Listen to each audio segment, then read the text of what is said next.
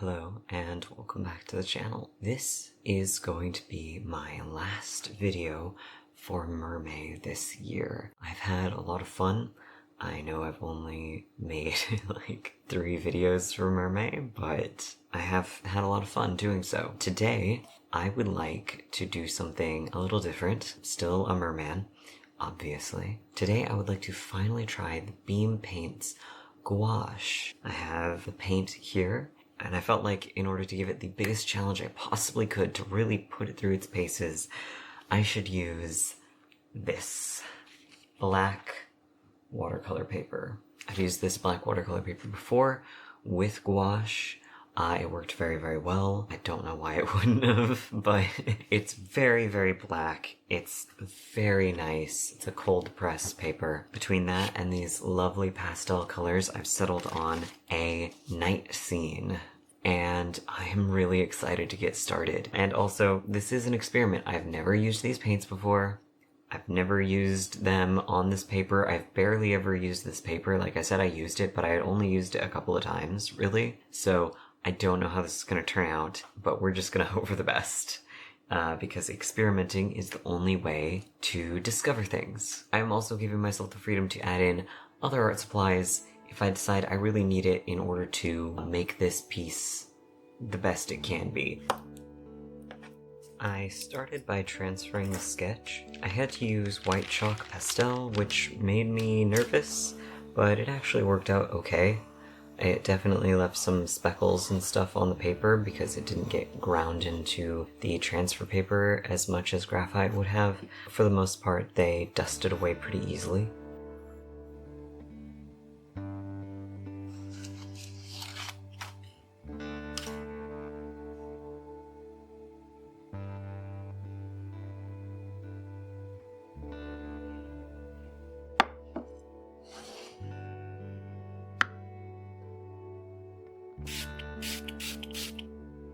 Then it was time to swatch the gouache. And it was not promising. To be honest, I expected this.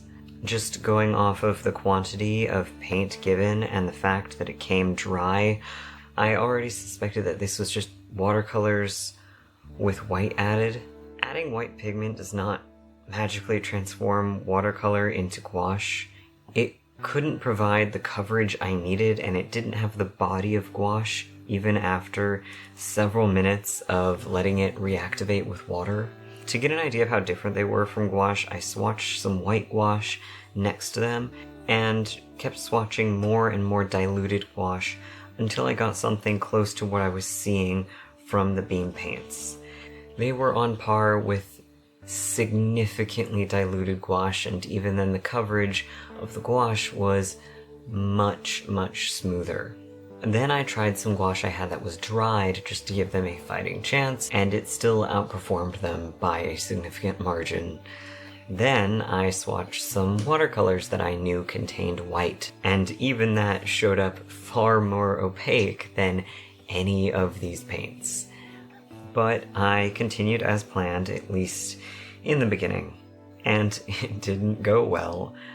I applied it as thickly as I could, digging into the little pans and layering multiple times, but because all of the limited opacity was coming from the white pigment, that was the only color that was really showing up. They were muted and patchy and very gray looking compared to how they are in the palette. The color that showed up best was also the darkest and grayest color. To show them in their best light, I swatched them on some white paper, and the colors are absolutely beautiful. It really sucks that they weren't what was being advertised, because they matched my planned color scheme exactly. These were the exact colors I wanted to use in this painting.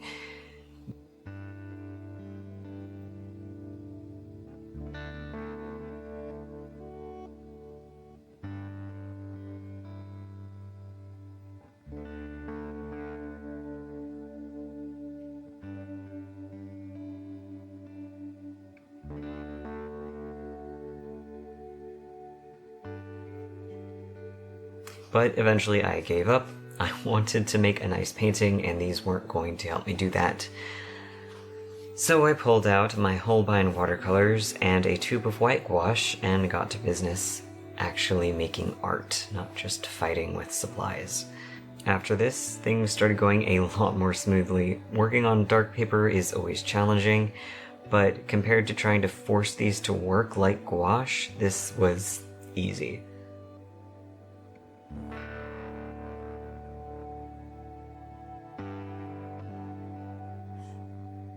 Because I made a color thumbnail in preparation for making this painting, I knew exactly what I wanted.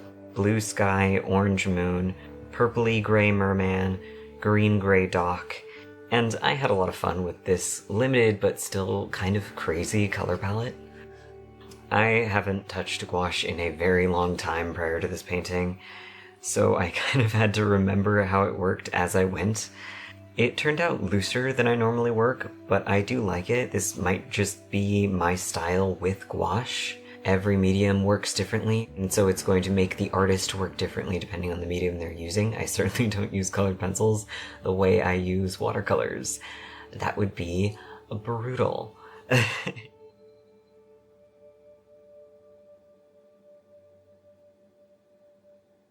Doing the lighting was really interesting. I normally use very simple lighting, not particularly harsh, and usually from a single direction.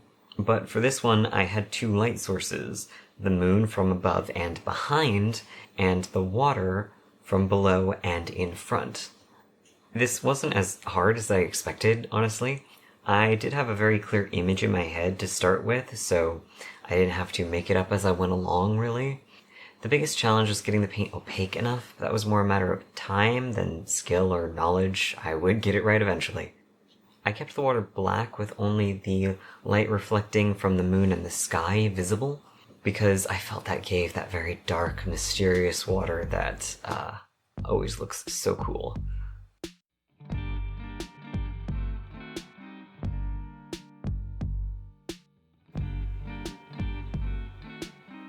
I tried to give the merman a little bit of a similar color palette to my last few, with the tail fading from slightly lighter to slightly darker at the end, and a slightly more purpley hue to the hair. I think it showed up pretty well.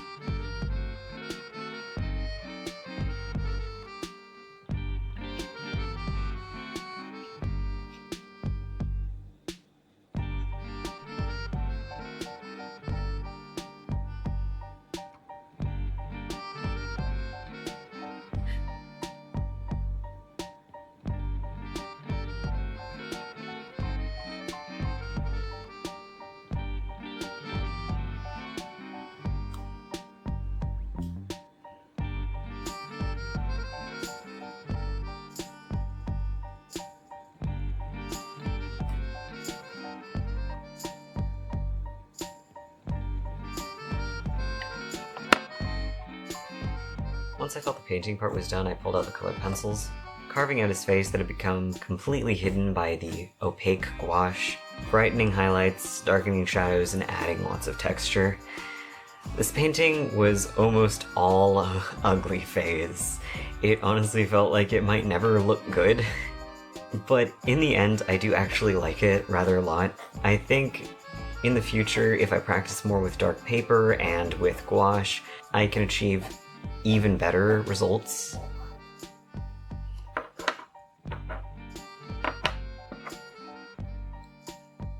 It's unfortunate that I had to bow out of using beam paints so soon, especially in a video that I was intending to be a review, but as much as I don't want to admit it, I'm genuinely disappointed in these paints. Not only are they misbranded as gouache, which they are nowhere near, they're chalky to the touch and rub off very easily on my fingers. Watercolors, and gouache for that matter, are not supposed to do that. The colors are beautiful and I will still use them, but I unfortunately can't recommend them.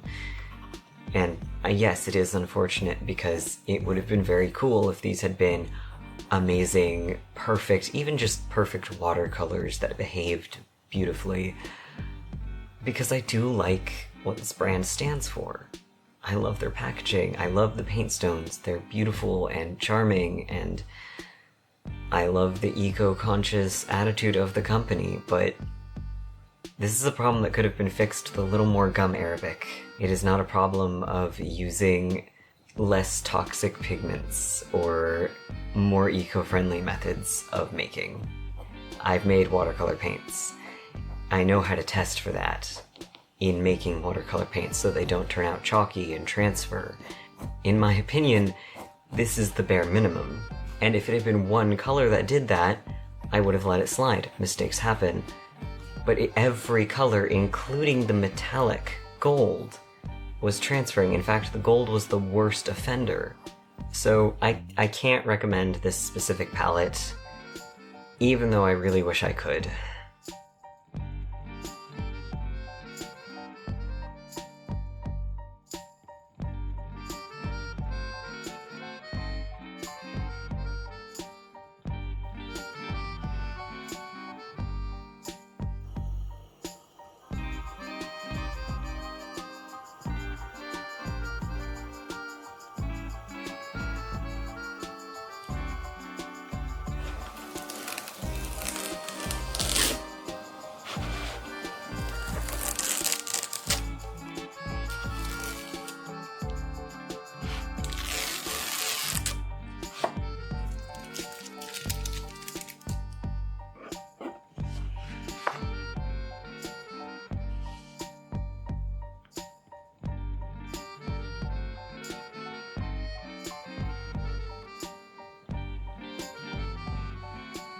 This is my last video for Mermay. I really wish it could end on like a more positive note, instead of a disappointed review of a company I really want to like.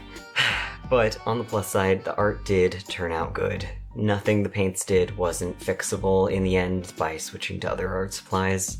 I know I didn't talk much about the lore, but I really hope you enjoyed it anyway. I have shared most of the lore for my Merman. Anything else would be much more specific stories rather than just general world building. There is some more, but that was the bulk of it. If you liked the video, give it a like. If you're new here, please consider subscribing. I post new videos every Saturday. And of course, leave a comment if you're feeling saucy. And I'll see you next time. Bye.